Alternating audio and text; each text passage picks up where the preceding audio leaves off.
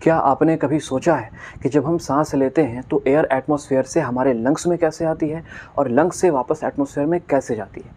आइए इसको समझते हैं। कॉन्सेप्ट ये कहता है कि जब दो रीजन के बीच में प्रेशर का डिफरेंस इंक्रीज़ होता है तो एयर हाई प्रेशर से लो प्रेशर की तरफ मूव करती है। तो अगर ब्रीथिंग को आप समझिएगा तो ब्रीथिंग में दो स्टेप होते हैं, इंस्पायरेशन एंड एक्सपायरेशन। इंस्पायरेशन हम तब कहते हैं जब एयर एटमॉस्फेयर से हमारे लंग्स के अंदर आती है, तो उस टाइम पे एटमॉस्फेयर का प्रेशर ज़्यादा होना चाहिए और लंग का प्रेशर कम होना चाहिए। एक्सपायरेशन हम तब मानते हैं जब लंग्स की हवा एटमॉस्फेयर में वापस बाहर निकलती है, तो लंग्स का प्रेशर ज़्यादा होना चाहिए और एटमॉस्फेयर का प्रेशर कम होना चाहिए।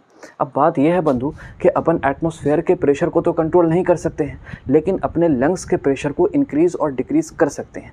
कैसे करते हैं इसको समझने के लिए एक छोटे से लॉ की बात करते हैं जिसका नाम है बॉयस लॉ। ये गैस के लिए एप्लीकेबल होता है।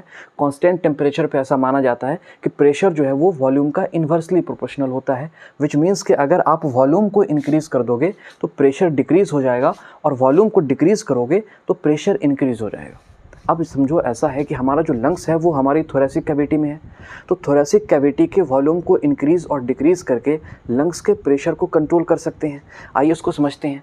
जब हम इंस्पायरेशन कर रहे होंगे उस टाइम पे लंग्स का प्रेशर कम होना चाहिए और लंग्स के प्रेशर कम होने का मतलब है कि थोरेसिक कैविटी का वॉल्यूम ज़्यादा होना चाहिए। तो हमारी थोरेसिक कैविटी एक्सपैंड करती है, वॉल्यूम इंक्रीज़ करने की वजह से लंग्स का प्रेशर डिक्रीज़ करता है और एयर जो है वो एटमॉस्फेयर से लंग्स के अंदर आ पाती है। जब हम एक्सपायरेशन कर रहे होते हैं उस टाइम पे लंग्स के अंदर हमारे को प्रेशर ज़्यादा चाहिए होता है, तो जो एक्सपैंड हो रखा होता है हमारा थोरेसिक कैविटी वो वापस से रिलैक्स होता है। रिलैक्स होने की वजह से वॉल्यूम डिक्रीज़ होता है और वॉल्यूम जब डिक्रीज़ होगा तो प्रेशर लंग्स का इंक्रीज़ हो जाएगा और एयर जो है वो लंग्स से वापस एटमॉस्फेयर में जा पाएगी। इसी तरह के शानदार कॉन्सेप्ट को समझने के लिए बने रहिएगा हमारे साथ। जल्द ही आपसे मिलेंगे अगले वीडियो में।